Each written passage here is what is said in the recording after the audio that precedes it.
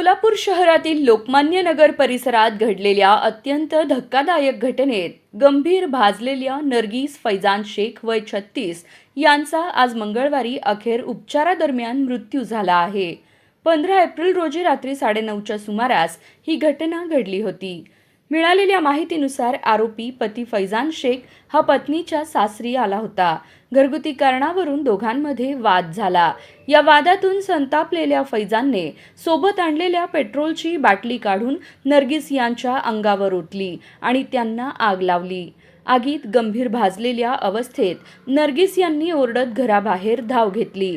मात्र घटनेनंतर आरोपी फैजान शेख हा तिथून फरार झाला। नर्गिस आणि फैजान शेख यांचा विवाह 7 सप्टेंबर 2024 रोजी झाला होता। सुरुवातीचे काही महिने संसार सुरळीत सुरू होता, मात्र नंतर दोघांमध्ये मतभेद वाढले। फैजानने पत्नीला तोंडी तलाक दिल्याची माहिती समोर आली आहे। किरकोळ कारणावरून त्यांच्यात वारंवार वाद होत होते। घटनेनंतर नर्गिस यांना तातडीने सिव्हिल रुग्णालयात दाखल करण्यात आले होते। डॉक्टरांकडून त्यांच्यावर उपचार सुरू होते, मात्र प्रकृती अत्यंत चिंताजनक होती।